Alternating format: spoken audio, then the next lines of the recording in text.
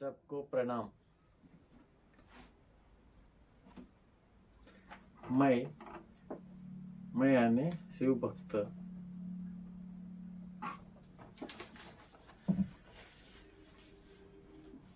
इस वीडियो में आज शिव भक्त भागवत ने जो भी ग्रंथ लिखा है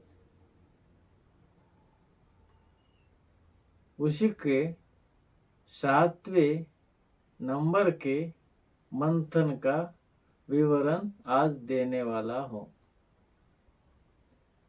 इसी वेद मंथन गाथा में 312 मंथन होते हैं। उसी में से 7वें नंबर मंथन का विवरण आज मैं देने वाला हूं। इसी विवरण में कुछ भी चूक भूल होने पर वीडियो देखने वाले सभी मुझे क्षमा कीजिए। नमस्कार नमस्कार, हरिओम। इसी वेद मंथन गाथा के 7वें मंथन में आज शिव भक्त भागवत वीडियो में विवरण देने वाला है। वेद मंथन गाथा का 7वां मंथन ऐसा है। सुख शांति समाधान से जीने का उपाय श्रीमद् भगवत गीता में लिखा है। भगवान तुम्हें युद्ध प्रसंगे अर्जुन कुरुक्षेत्र पर सगे बांधवों से लड़ने के समय पर अर्जुन को बहुत दुख हुआ है। पहला चरण। अभी दूसरा चरण ऐसा है। क्या कारण उसे समझ न आए, रथ के ऊपर से नीचे उन्हें खुद ही मारी है, उनके हाथ में का धनुष्य गिर पड़ा है। दूसरा चरण। तीसरा चरण ऐसा है। हरि ने व्यास मुख से स्वयं ही उपदेश किया है, प्राण प्रिया सके अर्जुन को। तीसरा चरण। चौथा चरण ऐसा है। भक्त भगवत कहे अर्जुन को ही नहीं, उनके माध्यम से सब जगत को उपदेश किया है। गीता में अखिल मानव जीवन का विचार लिखा है। अखिल मानव जीवन का विचार लिखा है। ये इस मंथन का अभी विवरण आरंभ करने जा रहा हूं।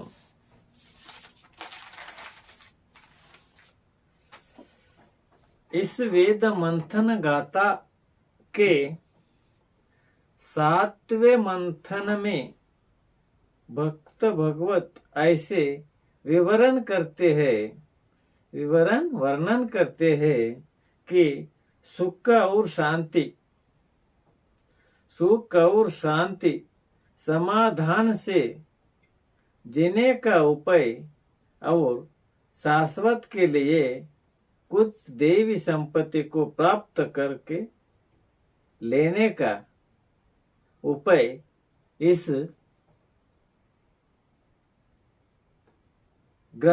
मंथन में लिखा गया है।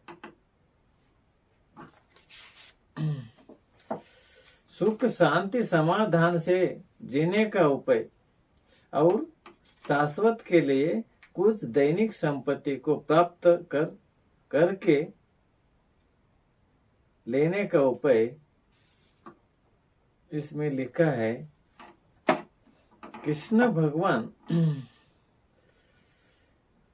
जमा करके देवी संपत्ति को प्राप्त करके उसको एकत्र जमा करके और जमा करने का उपाय भी श्रीमद् भगवद गीता में भगवान श्री कृष्ण ने व्यास महर्षि के मुख से स्वयं ही होकर गीता के 700 श्लोकों की रचना करवाई। जो समय गीता को रचना करने का था, जो भी समय उस युद्ध प्रसंग में गीता यानी श्रीमद् भगवत गीता ग्रंथ की रचना करने का जो भी काल था, वही समय द्वापर युग का समाप्ति काल था और कलयुग का प्रारंभ काल था। इस दोनों द्वापर युग और कलयुग का मध्य काल था। उस रचना से ही द्वापर युग समाप्त हो गया है और कलयुग का आरंभ उसी काल से हो गया है। कलयुग मानवों को योग्य मार्गदर्शन, इस कलयुग के मानव को योग्य मार्गदर्शन करने के लिए गीता का उपदेश भगवान ने अर्जुन को दिया है। अर्जुन अकेले को ही नहीं, सब जगत के लोगों को सब जगत के मानव लोगों को दिया है। अर्जुन मात्र कारण ही हो गया, अर्जुन मात्र कारण भी है। इस उपदेश के लिए ये गीता उपदेश का ज्ञान भगवान श्री कृष्ण ने ज्ञान लेने वाले कोई भी जगत के मानव हो, जगत के सभी मानव को ही दिया है। कारण इस ज्ञान को लेने वाला चाहिए। इस ज्ञान को लेने के लिए सात्विक विचार, स्वस्थ मन, श्रद्धा, भक्ति भाव की जरूरत होती है। श्रीमद् भगवत गीता में शाश्वत का मूल्य का ही महत्व का विचार होता है। यानी श्रीमद् भगवत गीता में शाश्वत का मूल्य का ही महत्व का विचार होता है। यानी ये इसी जीवन में की बात नहीं, शाश्वत आगे के जन्म तक भी इसका मूल्य काम आएगा। ऐसा भगवान ने इस व्यास मुनि मुख से इसी भगवत गीता में लिखवाया है। गीता का ये मूल्य विचार कदापि बदलने वाला नहीं है। गीता का ये मूल्य विचार शाश्वत अपने साथ रहने वाला है। त्रिकाल बाधित जो भी होते हैं, त्रिकाल बाधित जो भी लोग होते हैं, उनके वर्णन गीता ने किया है। उनके वर्णन गीता ने किया है। इस जगत में अनेक तरह के शास्त्र अनेक होते हैं। इस जगत में अनेक तरह के शास्त्र अनेक होते हैं। शास्त्र तो अनेक होते हैं, निर्माण होकर है। अनेक शास्त्र निर्माण होते हुए भी श्रीमद् भगवत गीता ये शास्त्र सच्चे जीवन के शास्त्र होते हैं। गीता के तत्व ज्ञान नित्यानूतन होते हैं।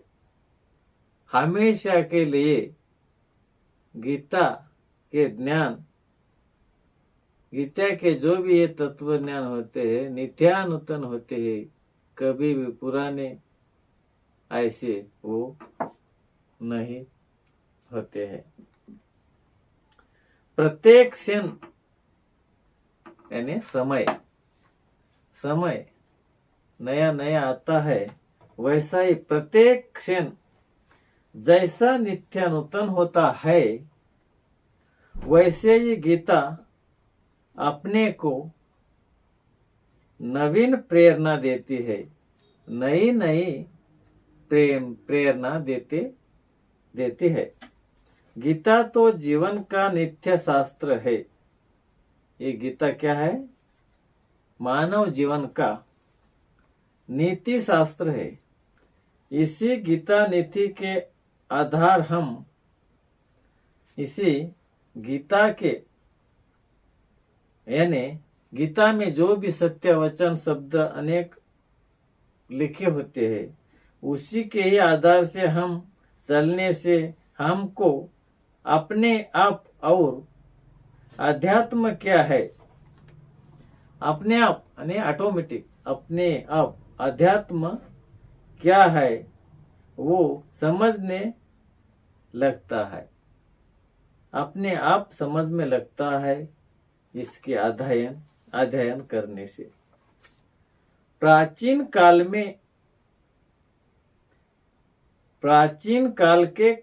में वेद ही ज्ञान के भंडार थे। सिर्फ 4 वेद ही ज्ञान के भंडार थे। सब कल्विदम ब्रह्म थे। उसमें प्रमुख सूत्र होते हैं, परंतु इसी वेद अभ्यास वैसा गहन और महान है, सबको ही वेद में का विचार समझना ये बहुत कठिन काम था। उसका ज्ञान नहीं ले सकते थे, जरा बहुत कठिन था। इसके ही कारण भगवान श्री कृष्ण ने सबके कल्याण के लिए यानी सब इस कलयुग में जो भी मानव होते हैं, उन सभी के कल्याण के लिए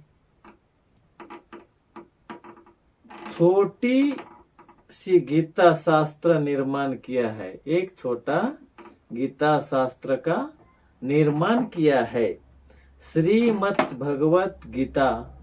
ये सिर्फ ज्ञान को ही बढ़ाने के लिए नहीं होता है, सिर्फ ज्ञान को ही बढ़ाने के लिए नहीं होता है, ये तो आंतरिक परिवर्तन के लिए भी होता है, आंतरिक परिवर्तन के लिए भी होता है।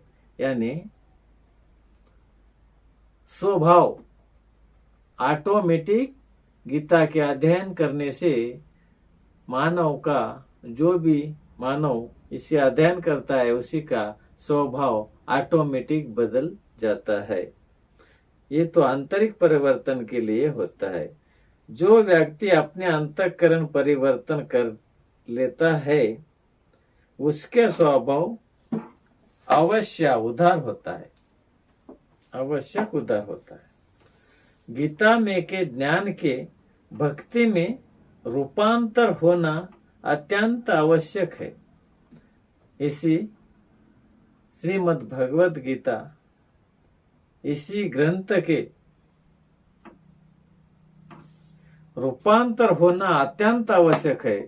सब चराचर में ही एक ही तत्व भर के रहा है, सभी ब्रह्मांड के चराचर में एक ही तत्व भर के रहा है, इसकी जानकारी होना आवश्यक है।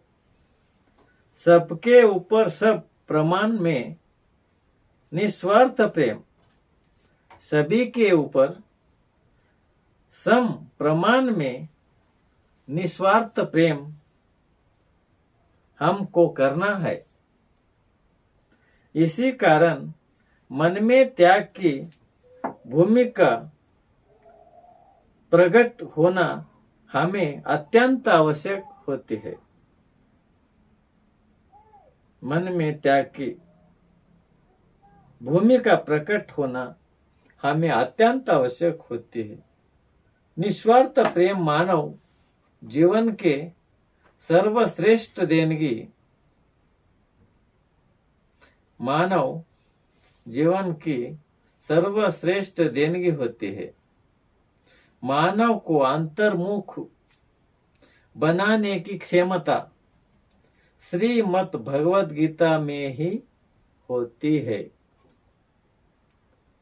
ऐसा श्री कृष्ण भगवान ने अर्जुन को उपदेश दिया है। गीता के आधार से मानव सात्विक मार्ग पर ही चलने लगता है। गीता के आधार से श्रीमद् भगवद गीता में जो भी लिखा है, हम उसी को आचरण में लाने से हमें हमारे में सात्विक मार्ग पर ही चलने लगता है। मानव सात्विक मार्ग पर ही चलने लगता है। गीता के संस्कार एक बार सिर्फ अपने इस मानव जन्म में, जीवन में एक बार गीता के संस्कार एक बार हृदय पर अंकित हुए, तब मानव सन्मार्ग से ही चलने लगता है। अंकित होने पर मानव सन्मार्ग से ही चलने लगता है। वो तो अपना एक क्षण भी गमाया नहीं करता है। जो भी मानव गीता के संस्कार एक बार से चलने लगता है, वो एक भी क्षण काल को गमाया नहीं करेगा। वो मानव प्रत्येक क्षण का वो योग्य प्रकार से उपयोग करेगा। क्षण को योग्य प्रकार सदुपयोग करेगा और करके लेगा। प्रपंच के ओर कैसे दृष्टि से देखना, इस भगवद गीता शास्त्र में लिखा है। प्रपंच के ओर कैसे दृष्टि से देखना, ये हमें गीता सिखाती है। प्रपंच की ओर कैसे दृष्टि से देखना गीता शास्त्र हमें सिखाती है। सुख और दुख में समता कैसी रखना है। सुख और दुख में हम इस मानव जीवन में और इस कलियुग के काल में सुख और दुख की समता कैसी रखना, ये भी श्रीमद् भगवद गीता हमें इस कलयुग में सिखाती है। लेकिन हम उसी ज्ञान को सीखना चाहिए। इस प्रमाण से समत्व भाव से अपन चलने से, इसी प्रमाण से समत्व भाव से अपन चलने से हमको सब प्रपंच परमार्थ रूप बन जाता है। हमको सभी प्रपंच परमात्मा रूप बन जाता है। ये सत्य है। मानव के मन में सदैव संघर्ष शुरू रहता है। मानव के मन में हमेशा के लिए संघर्ष शुरू रहता है। मैं क्या करूं, कैसा जीऊं, मेरा धन, मेरा दौलत, मेरे सगे संबंधी, सोयरे, बेटी, बेटा, भार्या, संघर्ष शुरू रहता है। वो संघर्ष को गीता हटाती है। मानव जीवन में जो भी संघर्ष रहता है, उसी संघर्ष को श्रीमद् भगवत गीता गारंटी के साथ हटाती है, लेकिन मानव में सुविचार होना जरूरी है। गीता मोक्ष के द्वार खोल कर देती है, इसकी भी गारंटी है। सभी अनेक संतों का विचार है और ये सिद्ध है कि श्रीमद् भगवत गीता के आचरण से चलने से मोक्ष के द्वार को खोल देती है श्रीमद् भगवत गीता, खोल देती है। भगवान के चरण कमल के पास लाकर छोड़ती है श्रीमद् भगवत गीता। छोड़ने का काम करते हैं, भगवान के पास ले जाकर छोड़ने का काम करती है श्रीमद् भगवत गीता। इसी कारण गीता का अभ्यास अतिशय महत्वपूर्ण होता है। इसीलिए चैतन्य महाप्रभु ने संपूर्ण जगत में गीता का प्रचार किया है। चैतन्य महाप्रभु पश्चिम बंगाल के मायापुर नामक गांव में चैतन्य महाप्रभु का जन्म हुआ है। आज कम से कम अपने इस जगत में अनेक देशों में श्री चैतन्य महाप्रभु ने गीता का प्रचार सारे जग में किया है।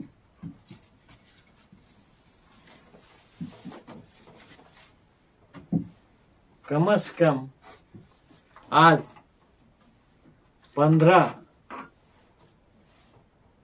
या 14 देशों में श्रीमद् भगवत गीता का प्रचार चैतन्य महाप्रभु ने किया है। अनेक जगह श्री कृष्ण भगवान के मंदिर तक बनवाया है। चैतन्य महाप्रभु यानी कृष्ण और राधा का एक स्वयं रूप है।